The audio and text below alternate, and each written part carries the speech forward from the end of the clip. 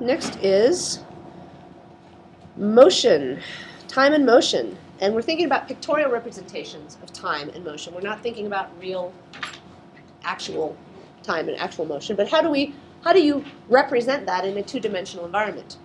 And on the right, again, like I like to do, are the column. This is the column of strategies, different things that people do and use in order to create that pictorial representation of time or motion.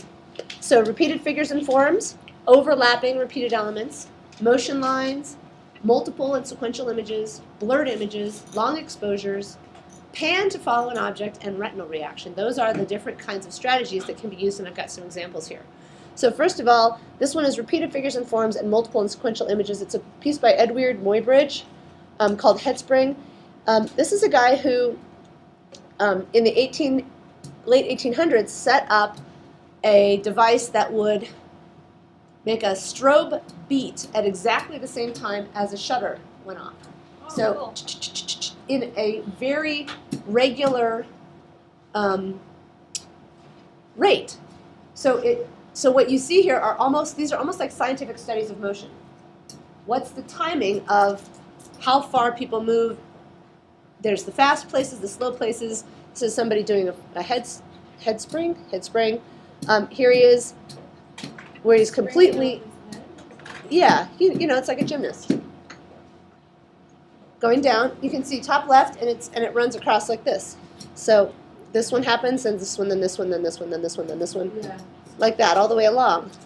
And then this is the same exact depiction from the front of what he's doing. So he had two cameras set up, one to the front and one to the side, capturing this as it was strobing and as the shutters were going off. And evidently, in this case, a pigeon flew in and got in the way of the shot down here. Awesome. Pretty funny. So this is art, and it's also scientific exploration at the same time in this case. Here's a different one, blurred images. This is an image by Gary Brosh. I found a bunch of pieces by him because they were really good for this, because this photographer does a lot with depicting motion. So this is a caribou, porcupine caribou herd migrating across the Congacut River in National Wildlife Refuge. So you can see the blurriness of it. Look, I like this one. This guy right here actually looks toward the camera at one point. You can see his head kind of turn over and look at the photographer. I think that's kind of interesting. But the blurriness of the image gives you this sense of it moving. If this had been an exposure that was super fast and it caught them in an instant, it wouldn't have the same feeling of movement. This is a great one. This is one, the woman is standing still, and the train in front of her is moving so fast that it's blurred. So this is a long exposure, and you can see that the air moving just the little corner of her skirt right there kind of highlights the difference. And that contrast is part of what makes this such a good image. This is a 2-hour exposure of stars. I think it's so interesting because, you know, you don't really think about stars as having color, but they really do. And this is just an example of a long exposure where the camera is set with the aperture just open for a very long time, and the light coming in just gets on there for a long time. It's pretty tough to do and have an image come out that actually you can read, and this is pretty nicely done. This is one by Paul Allo where it's a blurred image and also a long exposure. So the camera was held open at an intersection, and so like the only things that really show up are the lights from the cars. The cars themselves don't show up anymore because they weren't there long enough. But like this corner, you can see the cars slowing down because the light gets fatter, and then as the cars speed up around the corner, it gets skinnier again because there's less time there. So the reason I'm showing you all these photographic images is that these same kinds of devices can be used in other kinds of pictorial other kinds of pictorial I can't talk all of a sudden. Uses, displays, whatever. When you're making a picture, you can use these same devices because we're now familiar with how photography works with time. And so we see that and we begin to understand, oh, time is happening here. Motion is happening here because of these kinds of effects. This is another Paul Allo image, and it's In this case, what he's doing is the camera has panned to follow moving objects. So as he took this picture, he moved the camera with the cyclist. So this guy in the middle here is pretty still. He's pretty sharp focus. Everything around him is not.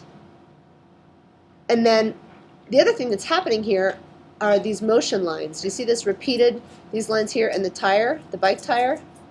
2 or 3 places there. Up here as well.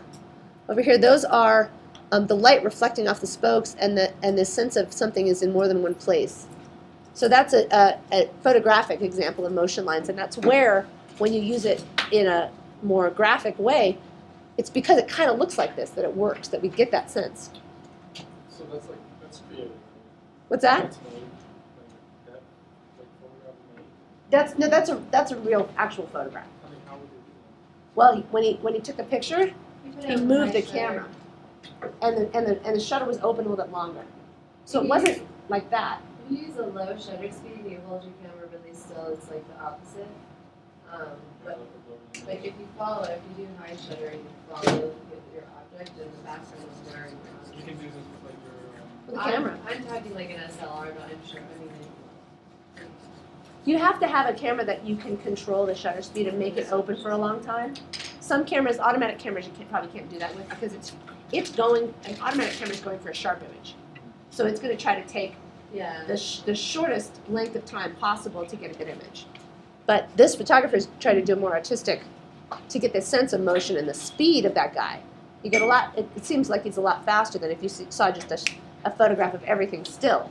You wouldn't get the same sense of motion. And so, again, not only photography is where we see this. This is a Marcel Duchamp nude descending a staircase. Okay, But that's so futurism, right? yep, ding. It's futurism. Futurists were all about motion. They really wanted to figure out how to depict speed. We're going to see a couple of them. So this one, this shape right here is an abstracted hip. Here's the leg. Down here, this is the thigh, and there's the calf down there. Up here's the shoulder. Here's the head. And once you kind of identify that, here's the chest area and the torso.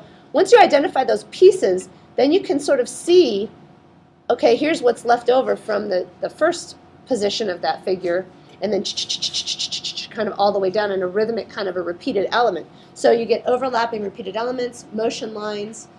Take a look at right here. See these little lines? The little curve right here indicates the direction of the foot coming down. You see that? Multiple and sequential images and a blurring of them together. So those are a lot of those different techniques all together to create this sense. It's a very famous piece. Here's a Giacomo Balla, another futurist. This is Dynamism of a Dog on a Leash from 1912. And look at all the feet and all the little tails. So it really gives you the sense of the little dog's feet going, at 90 miles an hour. And I mean, here again, overlapping, repeated elements, blurred images, motion lines, and a sense of where they are. Like even the leash, how it's kind of bouncing around, you see it moving through space with all those little remnants of where it was and where it's going. Another futurist, Umberto Boccioni, The Charge of the Lancers. This one is not as good of an example. I didn't say which one it was, we'll just skip it.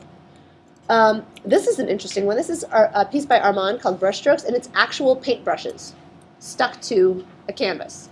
So these are real objects, not just a depiction of an object. But you still get a sense of this like repeated over and over kind of gestural quality to it. Do you see what I mean? With all the different colors and the paintbrushes all moving. So that's just the repetition, overlapping repeated elements and repeated figures and forms. Oh, don't you beep at me.